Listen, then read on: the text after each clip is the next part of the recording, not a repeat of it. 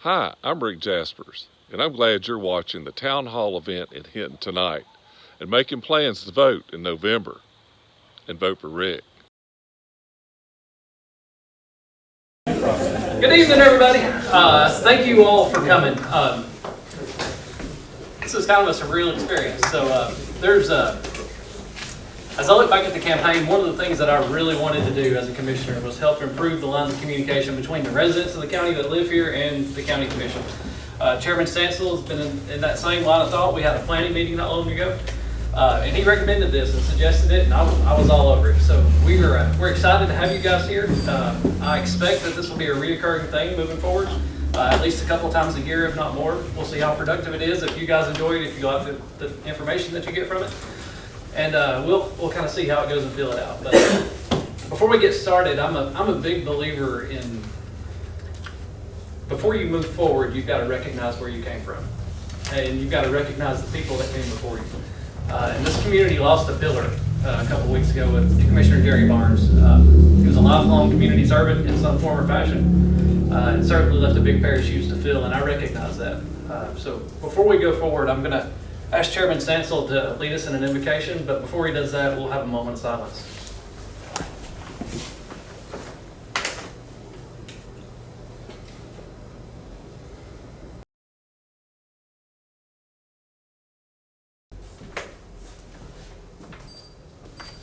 If you would join me in a quick prayer. Father, we thank you for safely bringing us here tonight. We thank you for just a community that we can openly talk. We can agree, we can disagree, we can have conversations. And we just pray that you be with us tonight to do this in a way that's pleasing to you, that we be able to do everything that we do in a way that's pleasing to you. God, we thank you for the life of Jerry Barnes. We're standing in a room right now that he was instrumental in trying to make sure existed for his community, for here in Hinton. And we're thankful for that, and we ask you to continue to be with his family and help to just heal them through this process. And we just ask you to be with us, keep us safe, be with the men and women that are protecting us right now in public safety, God. We just ask you to keep your hand around them, both here in our community and for those that are serving abroad, that you keep them safe as well. And we thank you in Jesus' name. Amen. Thank you, sir. So prior to everybody getting here tonight, we've laid out, that thing is going crazy. Turn the game down, the one right by the red number. So before everybody got here tonight, we started, we laid these PowerPoint presentations out. And if you look through that already, you know exactly what I'm going to say, because that's what I'm going to work off of. And at the end of it, we'll have a question and answer session. And if I don't know the answer, then we've got some other gentlemen here that I imagine probably will. And if they don't know the answer, we've got several department heads in the back that can answer. So if we look at the first slide, the Pickens County Board of Commissioners, we have a 3-commissioner board. Chairman Kris, or Commissioner Kris Stancil is our chairman. Getting a little tongue-tied, y'all, excuse me. The District 1 Commissioner is myself, and we have the District 2 Commissioner, Josh Tatum, here with us this evening. So that gets us into the idea of what is the role of your county commission. So the commission chairman, in this case Commissioner Stancil, he is the Chief Executive Officer and Budget Officer for the county's government. He oversees the day-to-day operations for the entirety of the county. He executes policy that is created by the Board of Commissioners. He also prepares a budget and submits that to the county commission for approval. Also in our commission meetings, he casts a tie-breaking vote if there is ever a scenario where Commissioner Tatum and I or whoever the commissioners are can't agree. So then that comes to the district commissioners that myself and Commissioner Tatum hold. Our job is to create policy for the county government. We're there to ensure that the residents of the county have a voice at the table to represent your concerns. We approve the budget that Chairman Stancil submits every year, and we provide final approval and rejection of zoning requests. So just a high level of what we do. For tonight, we've got several topics that I would like to cover and kind of a thought process that goes along with it. So we'll talk about taxes, services that are provided by the county, growth, and then the overarching kind of thought process that we use going into these topics is ethics and transparency. You've got to start somewhere, and then hopefully you've got those same things when you come out the other side. So you've got ethics and transparency that rolls into the taxes, services, and growth. And at the other side, you guys will know exactly why we got to where we got to, so there are no surprises. So taxes, everybody's favorite topic. Raise your hand if you like taxes. Nobody. Okay, I'm not surprised. I don't like taxes either. So this county commission just last week voted to roll back the millage rate for the 6th consecutive year. Even with this year's rollback, we're anticipating a $1.5 million increase in revenue for 2022. We attribute that to real growth in the county. We've got a lot of new people that are moving in, so that's a lot of new people paying taxes. We've got building permits, we've got all kinds of stuff that comes with that growth that lends to that $1.5 million. So even due to the rollback, even though we're getting increased revenue, that's not technically a tax increase because we rolled the millage rate back. The additional money is coming from growth. The other tax-related option or topic that I wanted to cover tonight is the local option sales tax. Does anybody know what the local option sales tax is? Anybody? So Pickens County, our sales tax is 8%. Is it 7? 7. It's 7%. Too many people in here. I get all. So our sales tax is 7%. 4% of that is actually what goes to the state. The other 3% are local option sales taxes that are collected here in Pickens County. So this particular local option sales tax was a 1% sales tax that was created in 1985 in a county referendum that people in the county voted for, with the express purpose of reducing your property taxes through the millage rate. So within that, allocations must be renegotiated every 10 years between the county, Pickens County government, and the city of Jasper. We also include Nelson and Talking Rock because they're part of the county. Those negotiations, that 10-year window is up right now, so those negotiations are currently underway. We currently have a deadline of December 30th of this year to reach an agreement. And we'll come back to that here in just a second. So that $1.5 million I was talking about a second ago, what do you do with that increased revenue? We don't want to expand government. So our intention is to take almost every dollar of that money and put it directly towards salary increases for our public safety workers. Pickens County is long overdue for providing a substantial increase to the living wages for our public safety people. As a result of that, those low wages, we're seeing a high turnover rate of personnel after we're fired or after they're trained. As a result of that, we're really good at training people. The bad part is they leave after they get trained and they go to another county where they make more money. So these proposed increases that we're submitting will actually bring us in line with the surrounding counties that are of similar size in North Georgia. We're actually planning these for all of our public safety workers. It would include sheriffs, deputies, firefighters, EMS, 911, and anybody else that falls under that public safety umbrella for the county. So I'm going to stop right here for a second. Does anybody have questions so far?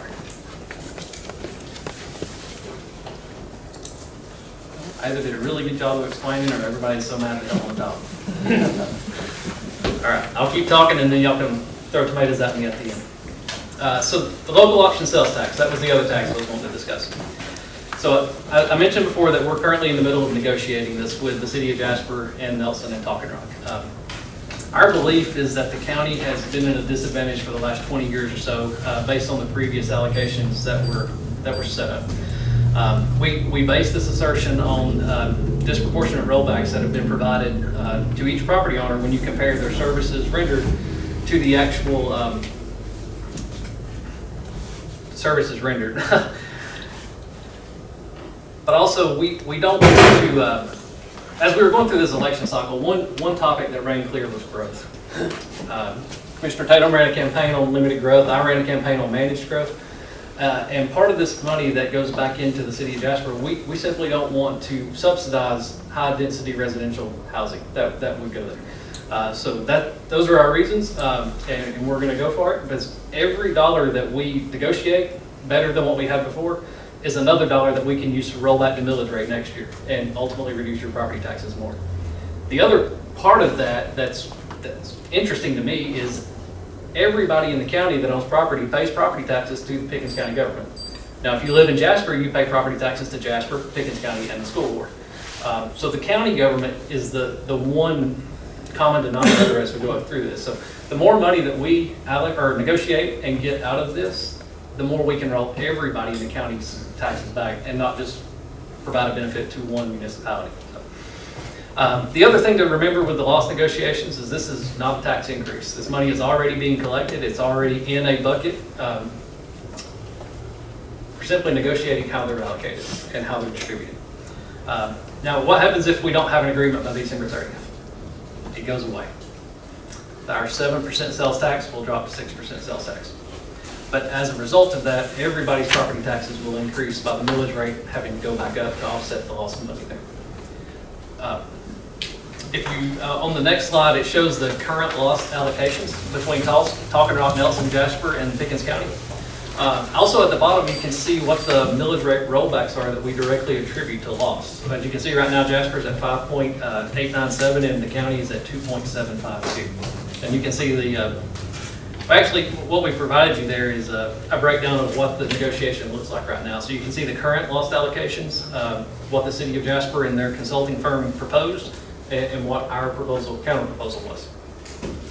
And to kind of put that into context just a little bit more, so last year, Pickens County collected right at $7 million in lost revenue. So it's a substantial chunk of money that we're working to try to get allocated, so you can see how it could be a contentious debate. It's certainly not personal between anybody on the commission or any of the leadership of the cities, but we're all doing the best we can to advocate for the constituents that we represent. All right, one more chance for questions. Anybody? That's a lot of data and a lot of numbers, and I probably did a terrible job of explaining it. All right, let's talk about services. Water. Did anybody here follow the last election cycle? Anybody here tired of hearing about water? So right now we're in the middle of trying to get some grants secured that would allow us to do a significant overhaul of the West End, the water plant that provides service to the West End. There was a lot of talk during the campaign about building reservoirs and different ways to find and source water. What I've learned as I came into this role is those things are very, very, very expensive. And our water department, actually, another thing that I learned is one of the only departments in the county that's enterprise-based. So the money that they take in goes right back into their plant and paying their employees. The general fund, the county's general fund does not support our water department. They do all that on their own. So in order for them to get the money to build that reservoir, they would have to raise your water prices. And that's something that I don't think there's a lot of motivation to do right now. So in order for that to be feasible, we've got to secure a significant amount of state or federal grants to do that. So I know Chairman Stancil is working on that. But in the near term, we are looking at doing a complete overhaul of the West End's water network in hopes that it will help with water pressure and issues that we've been seeing. Roads, that's another hot topic that everybody likes to call and talk about. So right now we've got a couple projects ongoing. Jerusalem Road is about to get, is that resurfaced? It'll be for next year in the 2023. We'll put it out to bid. Okay, so Jerusalem Road and Henderson Mountain Road are both going to go out to bid for resurfacing next year. So that's positive news. Jerusalem will actually be deep patched and then resurfaced instead of just putting a resurface on top of it. They're actually going to fix the areas that are falling apart. Henderson is mostly just a resurface project. So. See, we got the guy here that manages day-to-day operations of the county rather than the part-time guy that comes in and votes and stuff. So he's handy to have around. So how many people here are from Talking Rock? I know there's a few. How about those ISO ratings? That's a pain point, right? So I think right now we're entering into tentative negotiations with the city of Talking Rock. And we're looking at the idea of building a brand new volunteer fire station in Talking Rock. That will provide relief after they get up and staffed. And the intent is to build this new fire station that's big enough that when Talking Rock continues to grow, we can actually staff it when it's warranted with county firefighters. So long term, we've got a solution. We just got to get there. So we're in negotiations with that now and looking forward to seeing that come to fruition. Parks were another big thing that we talked about during the campaign. Roper Park in particular, we're currently, they've started, they're putting LED light banks on the field. If any of you guys have kids that play ball at Roper Park, they don't play at night because they can't see. So they're putting LED light banks up. They're going to completely redo the entire walking trail around the park. I think right now it's 2 separate walking trails, and my understanding is when they finish, it's going to be one continuous walking trail that goes through there. The dugouts that are on the fields, a lot of them are old wood and ate up with bumblebees and all kinds of stuff. They're tearing all that out and they're going to replace them with chain link dugouts, which will be nice.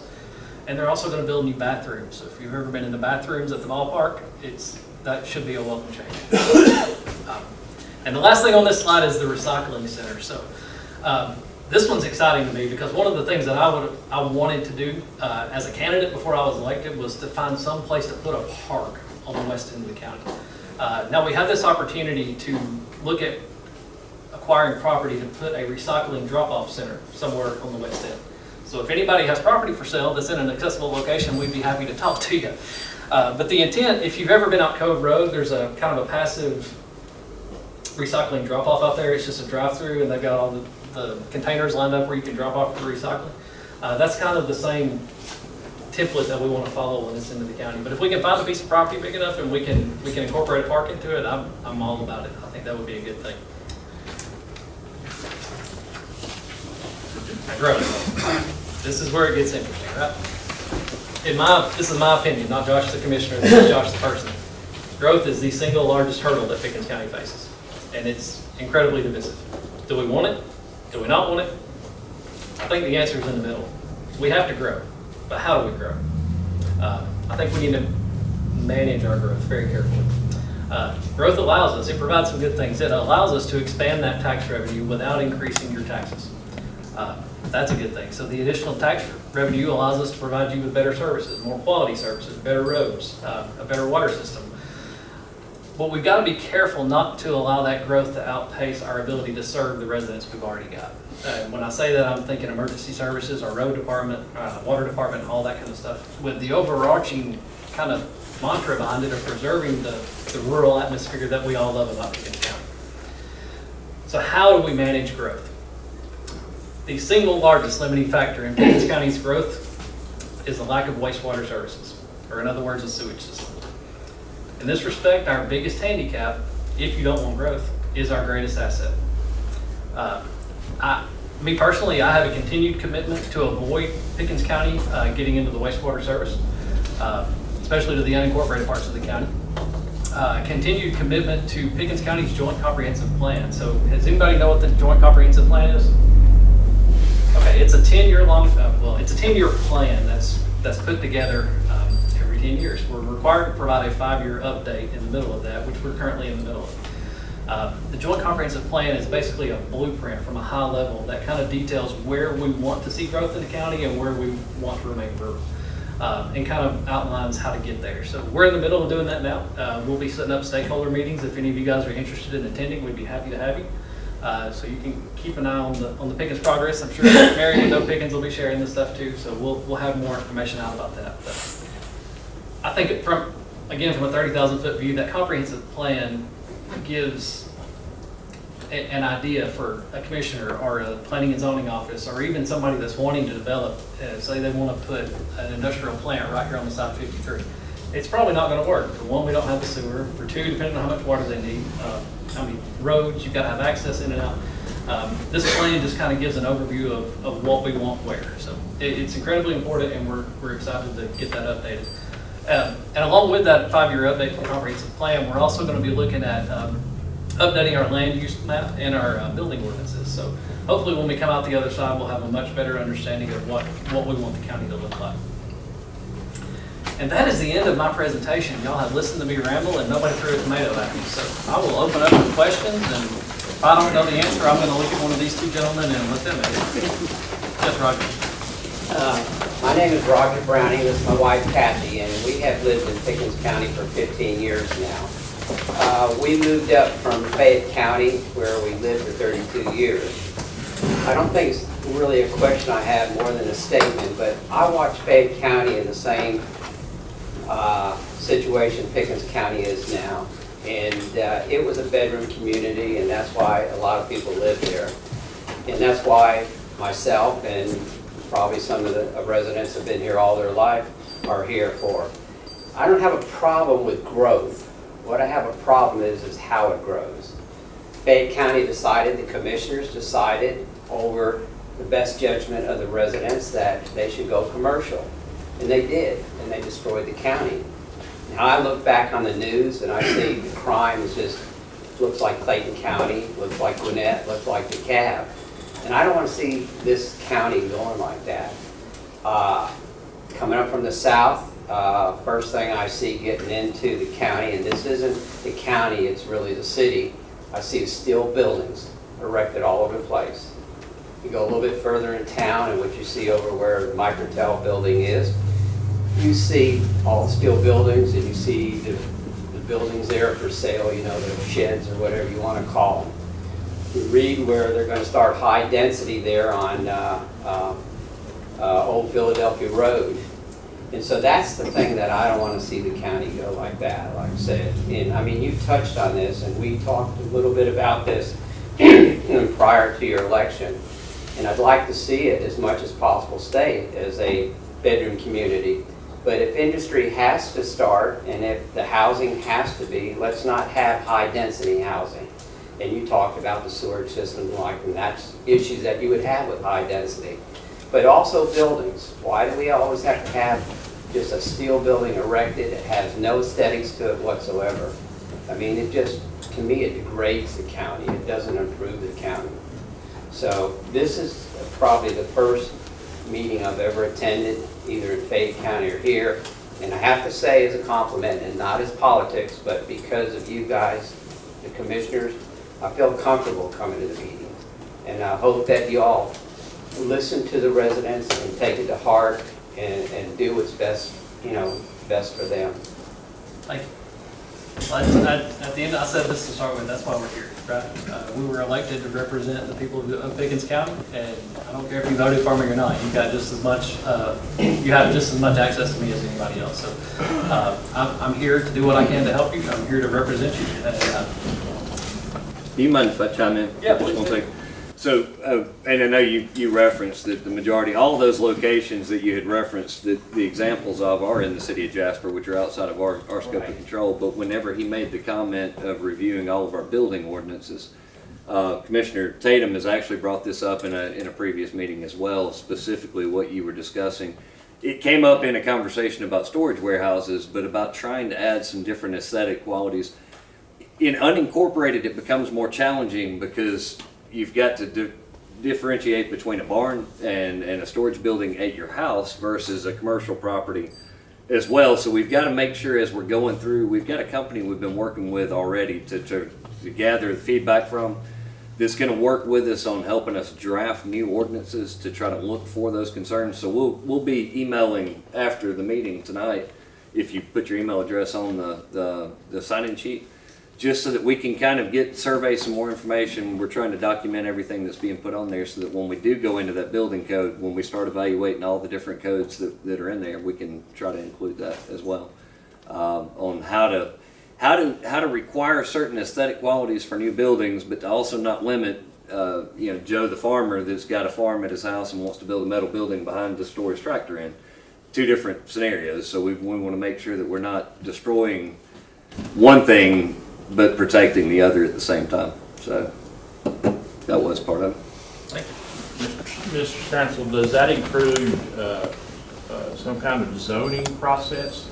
Because I went to a planning commission meeting about a year and a half ago, and we were told that there really is not much of a zoning laws in the county. Right. And I'm sorry, I have my leg cramped up. I was kind of leaning and standing. I'll go ahead and stand up. There are several zoning classifications. That's what when we were talking about the comprehensive plan, that do show the different properties and how they're zoned and what the requirements are. When you're moving from one requirement to another, because there is a list of what uses each property depending on what zoning category that you're in, we're kind of a hybrid with whether it's zoning or whether it's just a comprehensive land use plan. But if you do want to change to where you want to have your property be involved in doing something that's not allowed in that, then there is a rezone process required in that. What we're talking about as far as building a building, depending on what type you were going to be building, it may just be in the building permit phase. So if you were going to build a barn at your house, you're just going to get a permit for the structure. You're not going to actually go through rezoning the property to put it. So that's where we're trying to be careful that you make sure that you put language that's limiting, but not make it so limiting that you prevent landowners from being able to use their property for what they, for whatever their purpose was for it. And I hope I answered I'm trying not to talk around it. I know we're all elected, but I still don't want to sound like a politician at the same time. I couldn't help but notice that Tate, which is in Pickens County, wasn't mentioned. Is that because it's unincorporated? Does that make it easier for zoning to be commercial, and which makes the land in Tate more sought after? Is that a correct analysis? As far as specific on what we've listed for tonight on the topics, Well, being that it is in Pickens County, yeah. but it is unincorporated, so does that make it more lenient on commercial zoning than it would on any other? It would still follow the same criteria required for any county property that would have to go through a rezone or a permit process with any other county facility. I moved up here 20 years ago from Cobb. Henderson Mountain Road was a gravel road back then, and the speed limit was 15. It is still 15. If you go 15 miles an hour up Henderson Mountain Road, there's going to be a line of cars behind you. Who do I talk to about maybe making it 30? So are you on the Salacoa side? Or I am what on the part? south, but I go on the other side to go to Canton, and one side to go to Jasper from Salacoa. Okay. When they paved it, I said, oh, now they're going to make it 30. And I think you could do 30. It's windy, but... As much as the water lines keep messing up and we keep having to tear the road and fix the road, it ain't got no speed bumps to keep it at 10 probably. But I'll make a note to get with the engineers to look at the speed on it. So. In that realm, because I live on Henderson Mountain at Salacoa also, is the water department gonna, before they repave Henderson Mountain, are they gonna redo that water line? Because it's broken 13, I've been up here 5 years and it's broken 13 times. I'll take the bullet for Philip, who's standing in the back, and for Kirk. I didn't see Kirk made it in, but you know, if you live there, what that soil is made up of. It's all rock. So that water line's laid on top of rock, and every time it shifts and moves, it keeps tearing that up. The type of pipe that would be able to not crack every time that happens is I think, what was it, 2 years delayed now? Yeah, it's up to a 2-year waiting, and it costs a significant, it's about 3 times the cost for the pipe that goes through there. So we've been trying to look at what would be the best possible solution, but right now the pipe's completely unavailable because of the supply and demand side. So we're several years out as to how we're going through. So as we're trying to look over paving projects for next year, we're trying to figure out what's going to be the best solution to try to do what we can to keep that from continuing to happen over and over. But it's because the ground is sitting on top of rock, so it's moving around, and every time it moves around, it ruptures those lines, and his crews go out there and dig another spot of the road up, and then we get, like we did a couple weeks ago, where Moss Paving came up there and patched and paved and tried to get it all patched and all back together, and probably within a month, and I hate to be the one to say it, but probably within a month we'll have another spot that we'll have to be repairing. So, and he may not talk to me after I made that comment, but.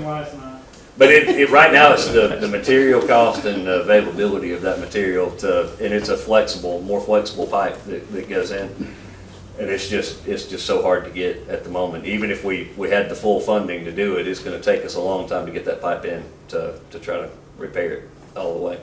And I would second the speed limit, but I would ask for speed bumps there at the base. At the base.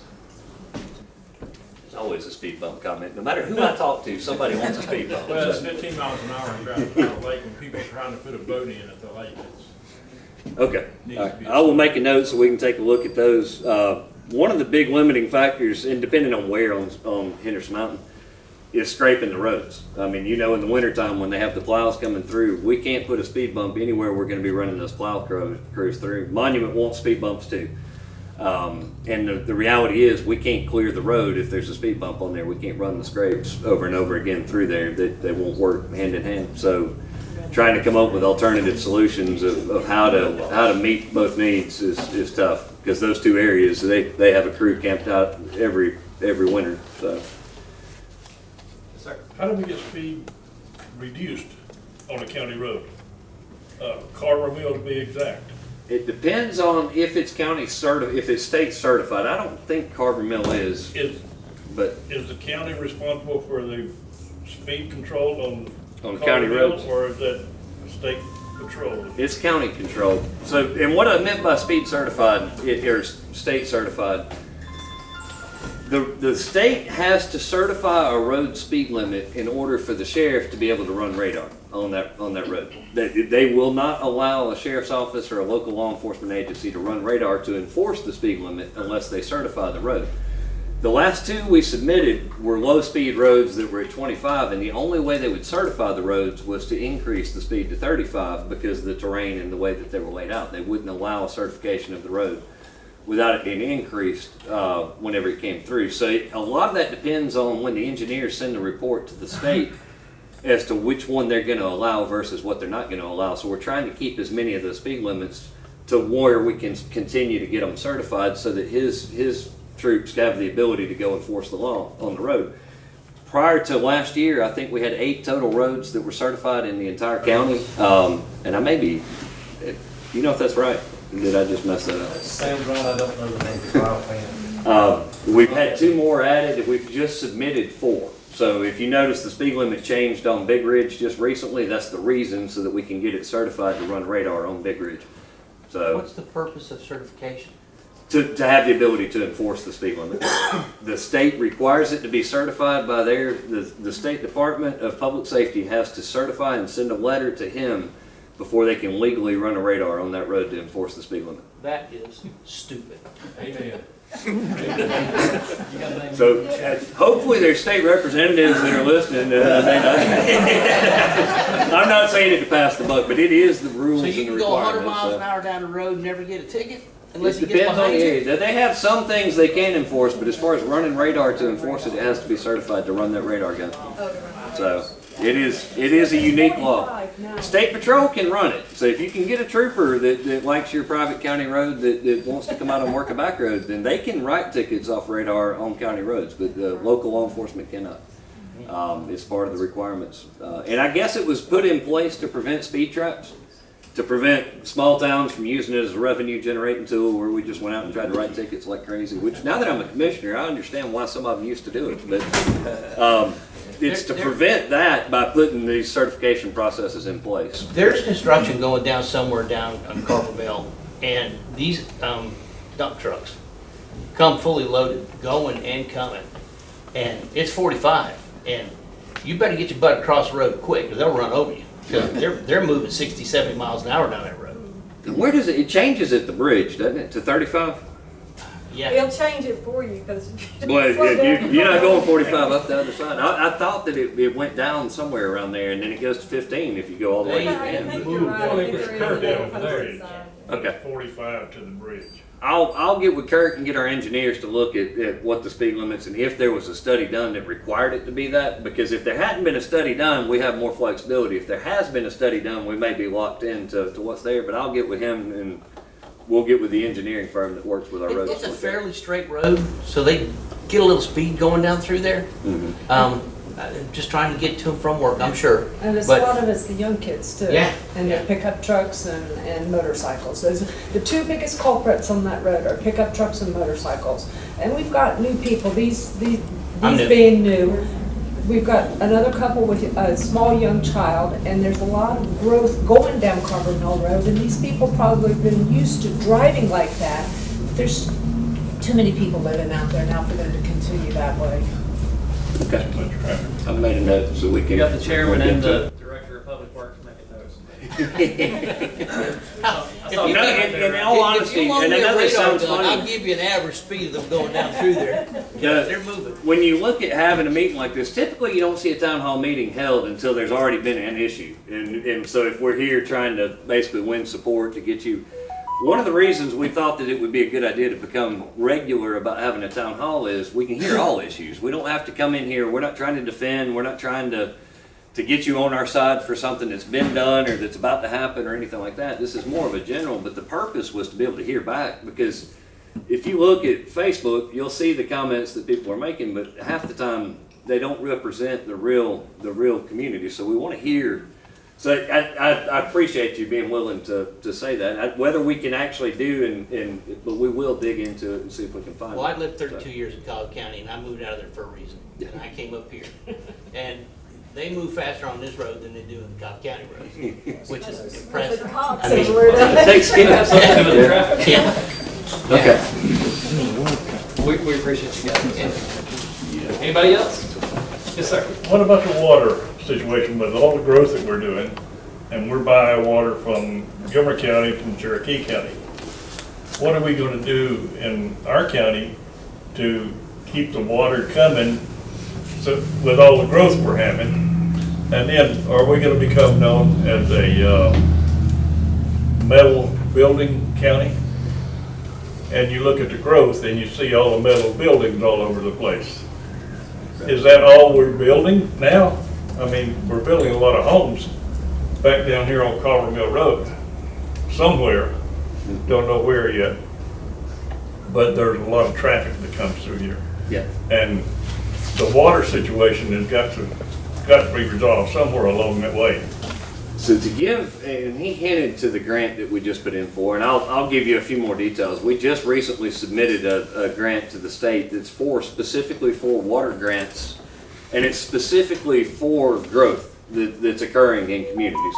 So we spent, I forgot how many pages the application is, but we were able to spend a lot of time to go through and paint a picture as to Pickens County. I mean, we have 0.7 total miles of water in our entire county. Out of every bit of the entire county, there's 0.7 that make up water, and no major water source that's there. I mean, that's small streams that make up that 0.7. The grant we applied for was to increase the tank capacity on the west end where we already have a tank, but to go ahead and increase tank capacity. There's a 1 million gallon tank now that's being fed by a 30,000 gallon tank, so it limits the capacity of what can come back out of the other side of that. So it's to increase that 30,000. We also were to put a second connection to Calhoun, which is where we're by the bulk of our water comes from the city of Calhoun. They have an aquifer and able to sell us, and I don't want to say unlimited because it is obviously limited, but they're not hit by droughts and they're not hit by different things that could affect water availability. So we're able to buy a lot more from Calhoun, way cheaper than we could ever treat water that we were able to build. If we build a reservoir, it would cost us a fortune more to treat that water than it is for us to purchase the water and be a reseller that moves that water through. So if we've went through all the projects and increased the lines of what we've put into that particular grant application, the total of the water capacity would increase by about 1 million gallons a day. It would give us a significantly higher water capacity. Right now we're at 2.8, I believe. Yeah. And it would put us up to 3.7 million gallons. And so that gives us that countywide water push. Then what we're not using for county customers, we still will sell to Jasper like what we've done. I mean, Jasper is probably our #1 customer right now buying water to bring in. We'll continue to do that. So not only are we're purchasing, but we're selling back into the areas because Jasper doesn't connect to these other counties like the county does.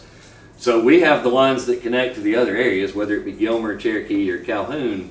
We bring the water in and then we sell, there's meters to sell them the water that they need for their growth in areas where they're working on other options as well, but they're trying to do that.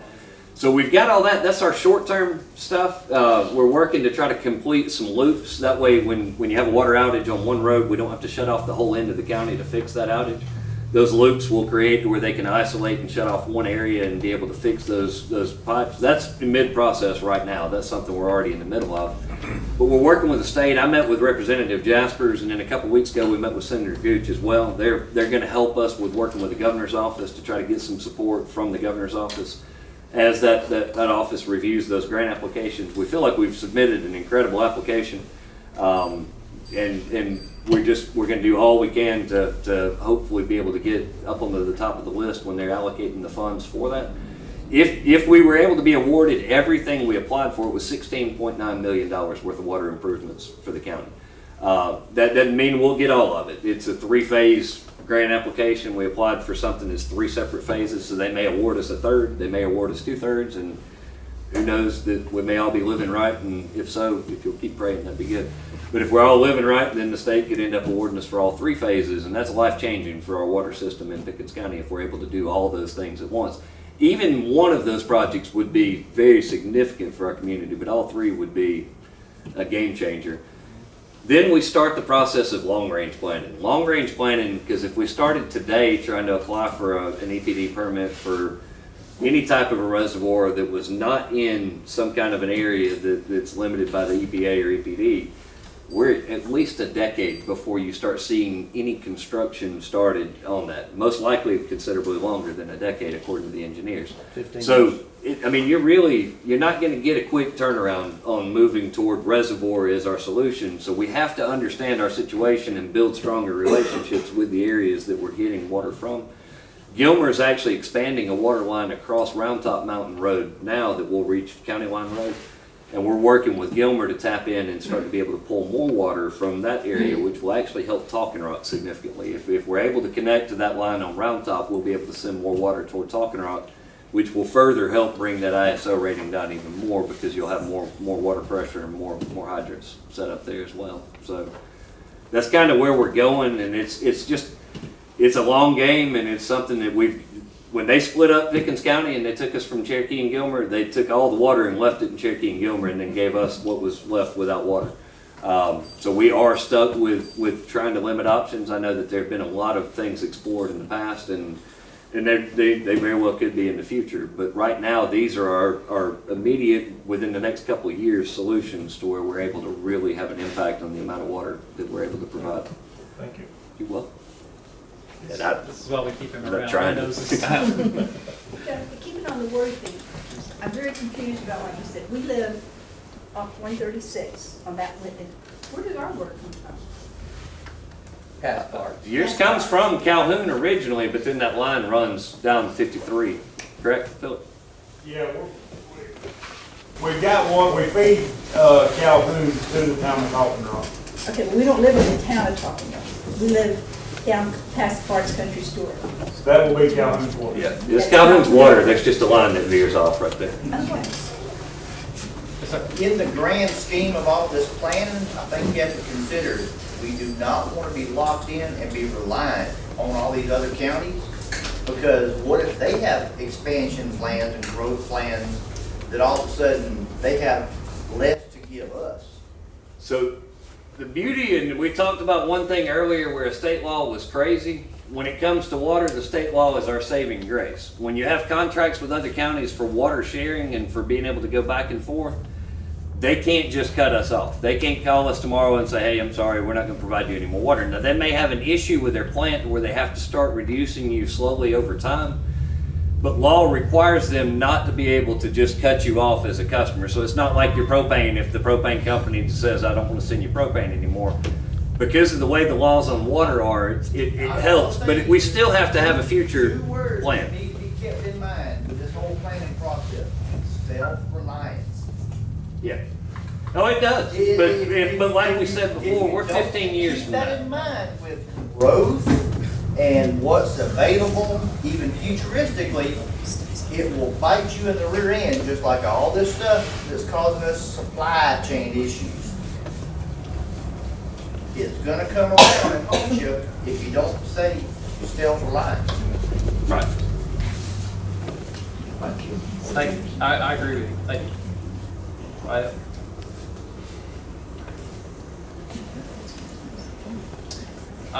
Roger had his hand up That's first. fine. I'm not in a hurry. We'll get you next. I want to thank you all for lowering the millage rate, but the only issue is it's a two-handed deal. Millage rate goes down, the assessments go like this. So as a homeowner, I'm not going to see anything except higher taxes. So, I mean, leave the millage rate where it was, lower the property taxes. My taxes went up substantially this year. So we have zero control over assessments. And I know you probably understand that. The Board of Assessors is appointed, but by law, it has to be completely independent of the Board of Commissioners to do the evaluations. So when property goes up and down and up and down, we have no control over when they do their assessments or who gets assessed. I think on average, about 1/3 of the population gets assessed each year. This year was a bad year to get assessed. I mean, that's just the reality of it, because if you look at all the houses and what they're selling for, that's the current market, and the market sets kind of what that is. Well, in 5 years from now, if the market's back down and you get reassessed at a down market, you have the ability, if the market does start to go back down, to file and say that you want to have yours reevaluated, to have them come back up and reassess you to bring it back down if the rates do start to come back down. All we have is on the rate side of things. Thus, the Board of Commissioners has the ability on the rate side, but on the assessment of the actual property value, that's done through the Board of Assessors, completely separate. We have zero say, we have no input, we have no ability on that. And I know everybody wants to kind of look at it. It does cause to where there were people this year, and like I said, about a third of the population, realistically, probably saw an increase that's not going to be ate up with the rollbacks from the school and from the county. It's going to be a difference that's between. Some others that didn't get reassessed this year may see a decrease in their taxes that came through, which probably is closer to 2/3 of the population.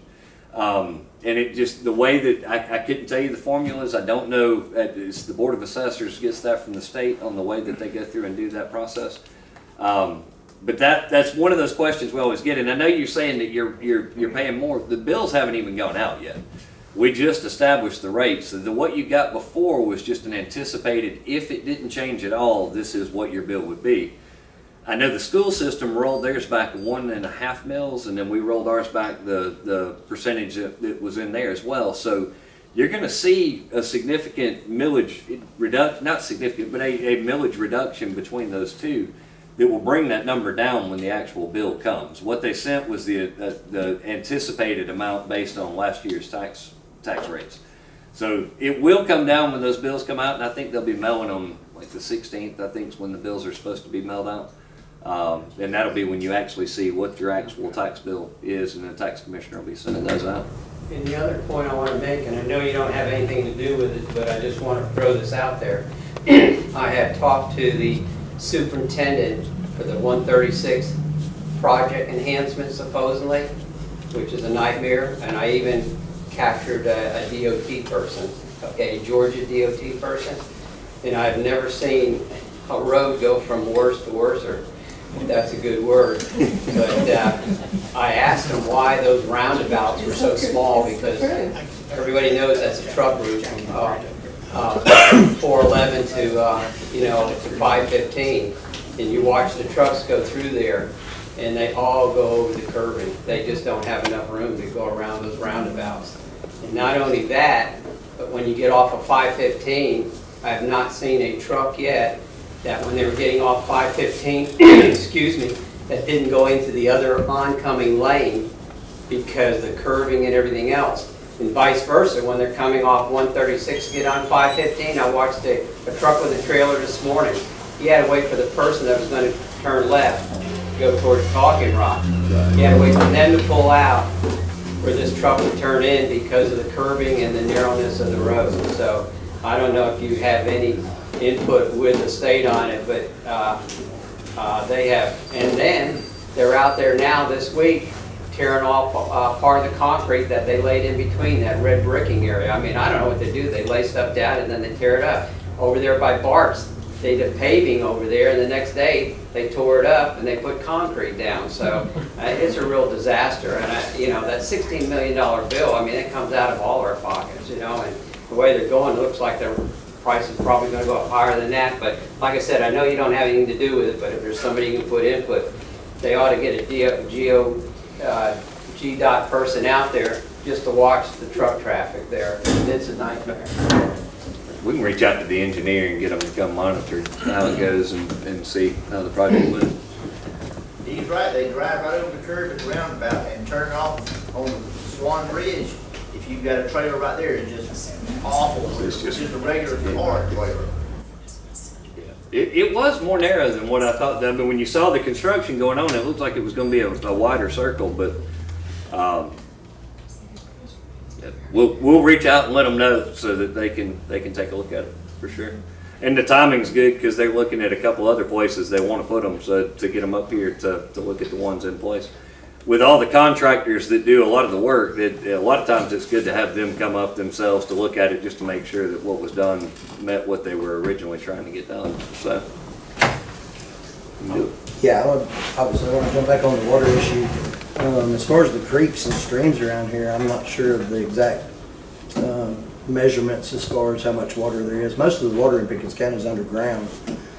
It's not visible to the naked eye, first of all. Second of all, anybody that wants to get an education in water should go to the Dahlonega Nugget newspaper and pull up all of what they did with their water reservoir. Or you can take a trip one weekend, go up, and there's a lot of information around the water reservoir itself.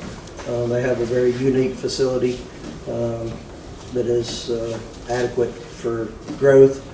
And you know, as you drove across the Copeland Bridge, and the Reverend, forget his last name, but they, you know, it's a really nice place, and Canton has one as well, and you can pull up a lot of information on that reservoir, and it is very, very possible for a water reservoir to be put here in this county. I would say in the near future, even though it takes 15 years to plan and develop, like you said, the state is already on that and has been for some years now. They've, I believe, if I'm not mistaken, tried to find 2 or 3 different locations already that got declined. So that is something that has been in the works for quite some time. It's not something they're just now putting through the state capitol. And that's pretty much all I have to say. Thank you. Anybody else? I thought I saw somebody on this side's hand. Maybe I missed it. Okay. Yes. Like on the water deal, my husband worked in Whitestone for 43 years. There's a quarry over there that's so many thousand feet deep. Yeah. Those mines, they had to pump the water out of them overnight. I mean, all the time. The pumps were running all the time. Is there any possibility? Now, this quarry is in Pickens County. Part of it is in Gilmer, but part of it is in Pickens. Is there anything they can do with getting water out of that quarry and treating it? So Gilmer Water Authority has actually been working with the quarries down there to try to get testing done on the water. But the big quarries in Pickens. Yeah, they're all connected, so it's one of those. Gilmer led the charge, but they want to do it as a joint project. They don't want to do it just for Gilmer. It would be both of us working together. They were early in the phases of getting tests done on the water to see what type of treatment would have to be done to that water to determine would it have to be pumped up to their treatment plant, would another treatment plant have to be put in place and then pump the treated water from there. So they're early in the phase on it. I was scared to bring that part up because we don't know how far along that's going to go. I think their permit right now is to pump out like 2 million gallons a day that they're pumping out of those quarries. So what they're trying to do is seeing how much of that could be captured if a permit would be able to be available. Those mines down there, the pumps run 24 hours a day pumping that water out. So they're on. I mean, we've been in communication. We've been working directly with Gilmer. Philip's been working with them. City of Jasper's been involved in that process as well. We've had multiple conversations with them. We just haven't reached a point where they've said, is that water quality going to be well enough for us to be able to treat it? And if so, what would be required to treat it? And then once we figure that out, how much of it's going to go north and how much of it's going to come south. So, but we are in the middle of working with it. Gilmer's just took the lead on having their engineers work on the initial phase of it. But that is one of the options we've been looking at for sure. Anybody else? I think I like the way y'all are talking about doing the planning, getting so that you can rezone the property in different ways. That will help maintain or keep the high density housing intact, because if you rezone and something to a residential multi-family dwelling, well, you're going to have sewer, all this stuff in order to maintain that. So if you have that put into place, that's going to help high density housing not happen. Because and we're trying that in all the county except for this little area off top mine. We were trying to put in a little small sorry. I just happened to know the area where she lives. I couldn't resist. I'm sorry. That's okay. So what's going on with the big development, that place up there? Off Carver Mill. So it is currently with the state. They had to submit all the plans. The property was already zoned in order to be able to build the subdivision. So it was zoned correctly to be able to be built. But they have to submit all the plans for what they're going to do for water, for what they're going to do for all the different things that are there, and that's sent to the state for review.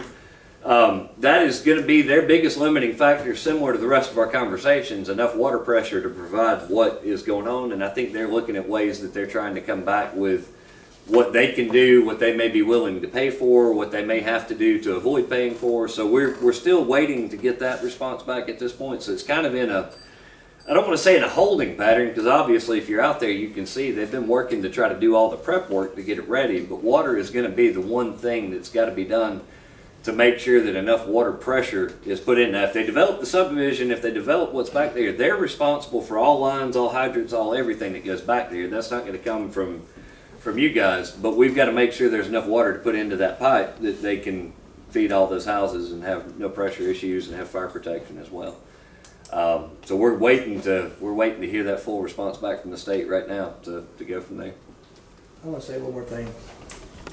My whole life,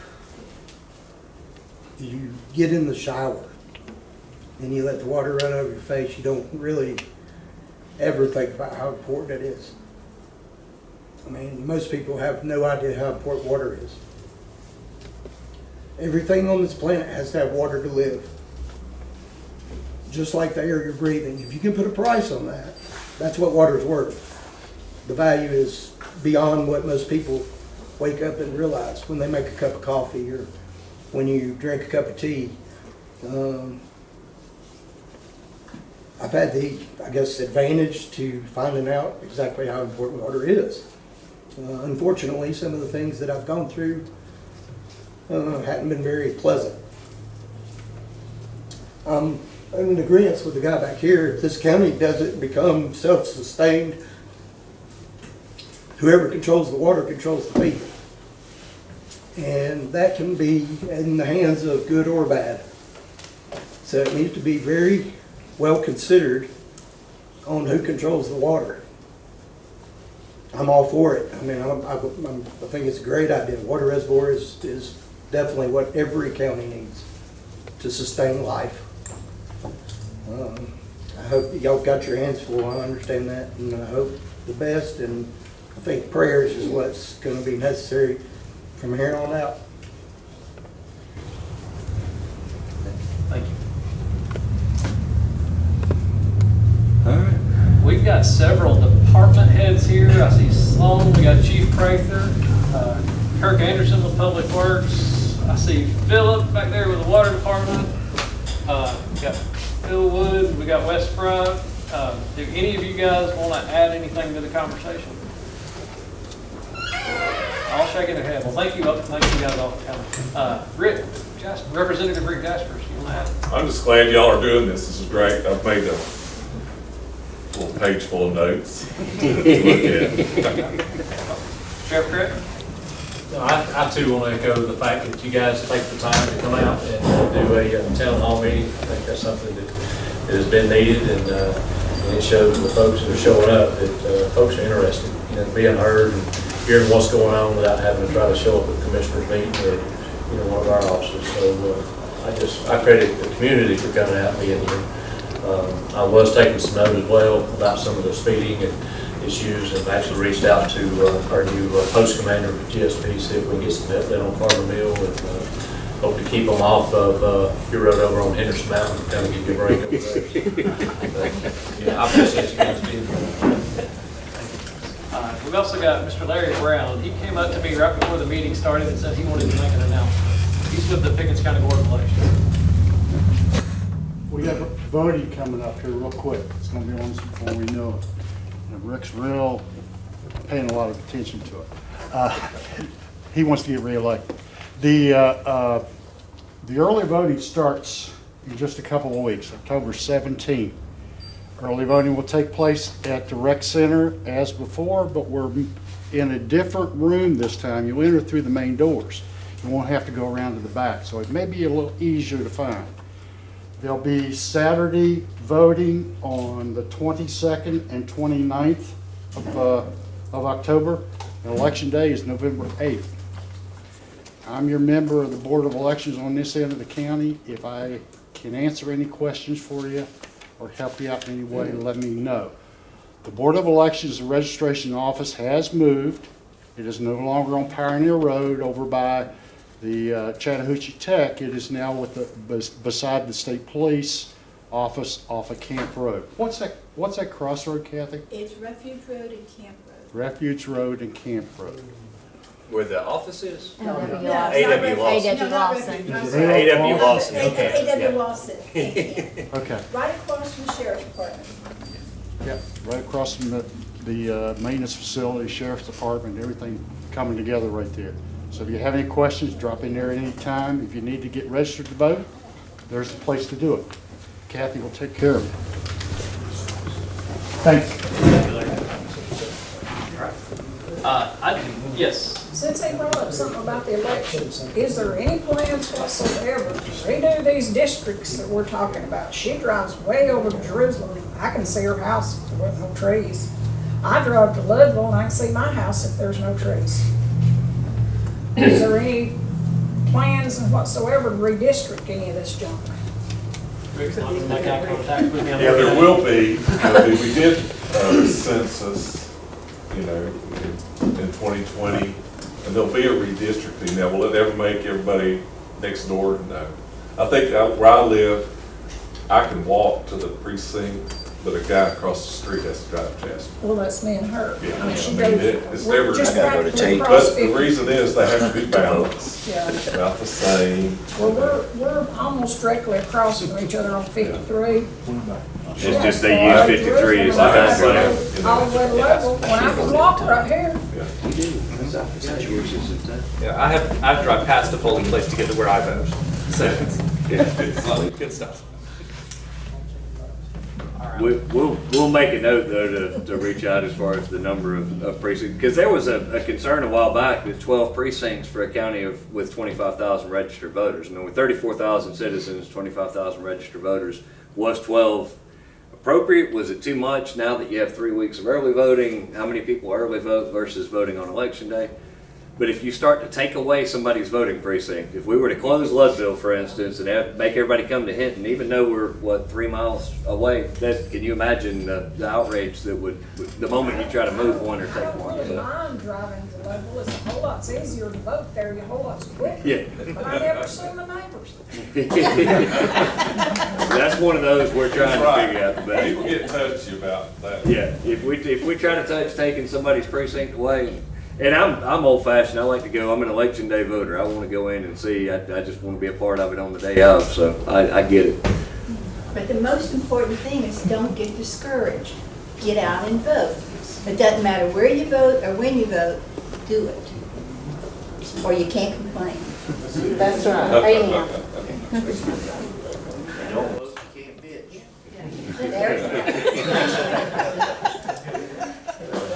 I like how we got that in regular English and then West Pickens English. I mean, it was perfect. All right. Any other questions? I'll do the last call. Well, as a guy that was just sworn into this position, I'm incredibly grateful to each and every one of you for coming out. We've had a dialogue back and forth. Everybody's been respectful. I was laughing this morning that I was pretty good at dodgeball when I was a kid, and I was afraid I'd be dodging tomatoes up here tonight. So thank you guys. I appreciate it. And if you found value in this, let us know. I gave business cards out to everybody. Shoot me an email if you've got something you'd like to see changed, information provided in different format. This is new for us, right? This is the first one we've had. So we're absolutely open to feedback and how we can make it better.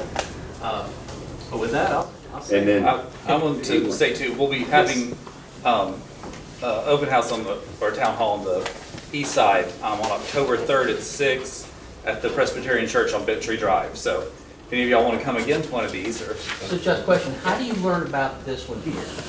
What's the best way? In other words, there were some of us didn't realize it was happening, the neighbor told us, the neighbor told us. So we started off with just Facebook this time around. The Progress actually ran a story, and then it was on No Pickens in one of our meetings where we talked about it, but we didn't really, because Town Hall's new, we didn't really know the best way to kind of blitz the information out, so we used just kind of grassroots to get the word out. We'll probably put a more formal announcement out in the Progress now that we kind of understand the the framework of how it all lays out. But So. what page on Facebook did you use? So it was shared, originally he put it on his page, we shared it on the county's page, and then I think both of us actually shared it on ours. So it was kind of on 4 different places where we did, and then Mary actually shared it on No Pickens. So it kind of worked its way through a cycle, and like I said, we kind of did it as a grassroots just to start, to try to figure out, okay, how are we gonna get these rolling? We'll be a little bit more formal, maybe even make up some flyers for in the future to kind of put. Maybe a flyer in the mailboxes or something. Well, thank you for having Bill over there. Yeah, and you got our email for it too, right? Yeah, we got your emails now, so we've built that up. So we'll have ways to put it out better. Hey, Josh, we were easier on you this meeting here since you were new, but don't expect the next. Hey, since y'all did all the nice stuff on this one, you can just show up for Tatum's in the next one. So. All right, well, on behalf of myself, and I'm sure I speak for these guys too, we want to thank you all for coming. I know there's probably 500,000 things you'd rather do on a week than come listen to politicians talk, and I probably one of them. So, thank you guys for taking the time and putting in the effort, and we're looking forward to what's coming. So, thank you. Thank you.